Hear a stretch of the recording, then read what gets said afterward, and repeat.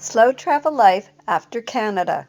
This is your sign to slow down and take a deep breath. And remember that life is better when you make space for it and for what you love. You know, with slow travel, we deeply explore each destination and we experience the life there with the people. I guess we kind of connect for a moment of time. It's the difference between being a tourist versus a temporary local. You know, we accidentally started living this slow travel life after we became expats. We became expats out of Canada. You see, at first we just wanted out of Canada because Canada is just not what it used to be. There is so much crime and the healthcare is crumbling, the cost of living is out of control, and to top it off, the taxes. You know, Canada has really lost its luster and its value for us. We really thought we wanted to become expats and live in Mexico. The only way you can become a non-resident of Canada is to take up a residency in another country. So we did. We chose Mexico. And I bet you're wondering, why Mexico? I guess it was because the process is very easy and it's still really close to Canada. Once we arrived in Mexico, we rented a condo, and thank God we only rented, because we soon realized Mexico was really not for us anymore. We'll keep our Mexican residency, and you know what? We'll have it forever, even though we don't live there. In some ways, I guess this was our ticket out of leaving Canada. Make sure you check out our very detailed Goodbye Canada series to learn how you can do this too. Since we now know we wouldn't want to live in Mexico, we are, I think, perhaps on a forever, one place at a time experience. And I guess this is how we accidentally are now living a slow travel life Versus an expat life. Whether you decide to become an expat and live in another country on a more permanent basis or spend years slow traveling like us, you'll need to have good international health insurance. We use Cigna and we both have never had better health care.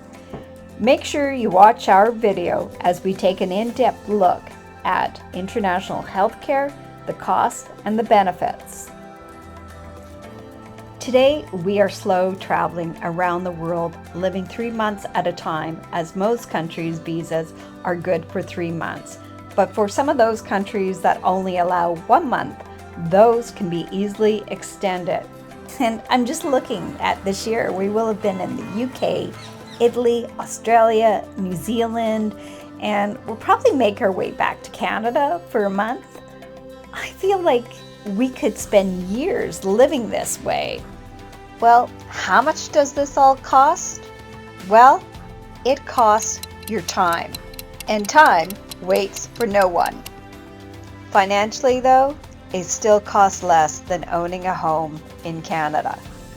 Randy and we are both retired, and we are actually saving money living this slow travel lifestyle.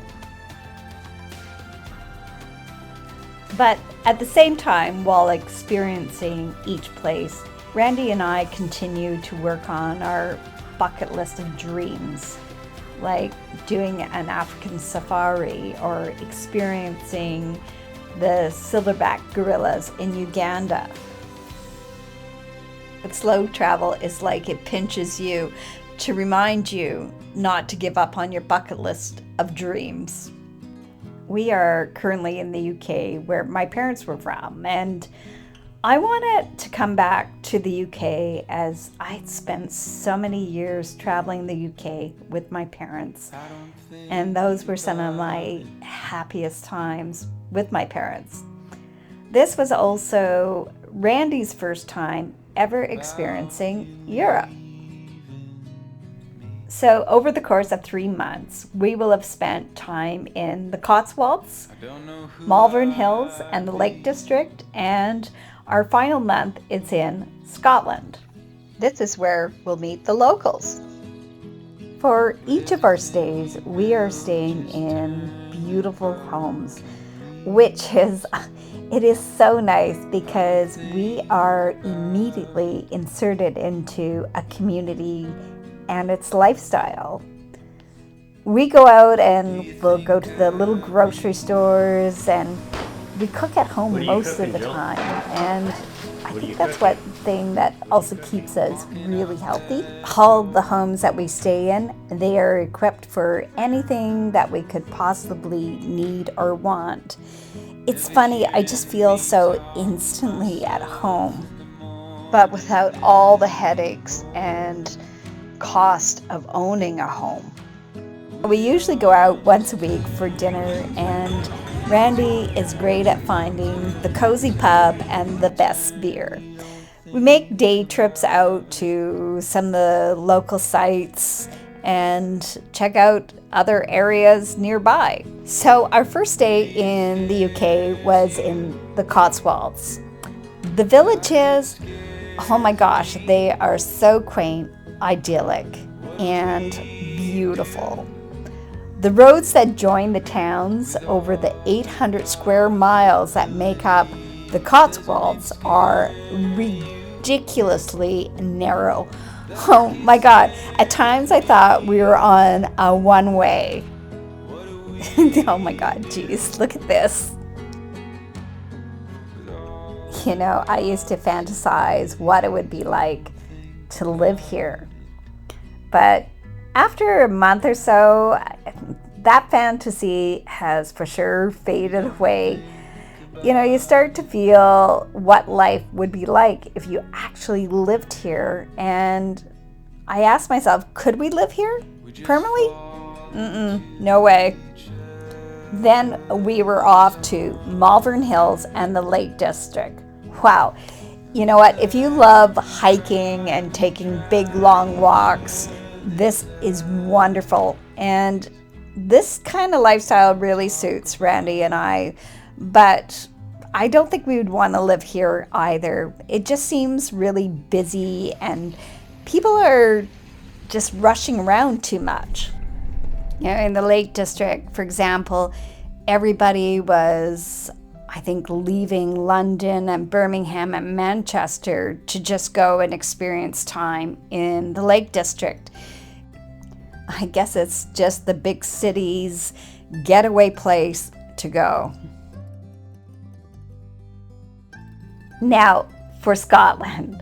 Scotland costs so much less than England, and we love it here. The hiking, the golf, and the outdoor adventures are easily accessible from everywhere and anywhere. The lifestyle is so refreshing because there's less people here. But oh my God, the weather. Scotland is a great place to be, I think, a temporary local, as I could not begin to imagine how cold the winters could possibly be here. And that wind is something else. So I think the biggest benefit and aspect of living a slow travel life beyond anything else is the freedom to go wherever, whenever you want. The second big benefit is that you're starting to live and experience life like you've never lived before, because each place is so different. You know, slow travel has given us an entire new perspective on life. and how we live. It has certainly changed who we are and, most of all, how we spend our time. When you travel, you meet new people, you experience new cultures, new things, and you embark on all sorts of crazy adventures, and they can be good and even bad, and it has brought this new meaning of life to us. We are not a spectator in life anymore, watching our life passes by. We are living our best lives every single day. So we really hope you continue to follow our journey of slow travel around the world. And please don't forget to subscribe, like, and share. So if you were going to start slow travel, where would you go? Drop us a line in the comments below. We'd love to hear from you. You can also connect with us on Facebook, Instagram, and LinkedIn. See you soon!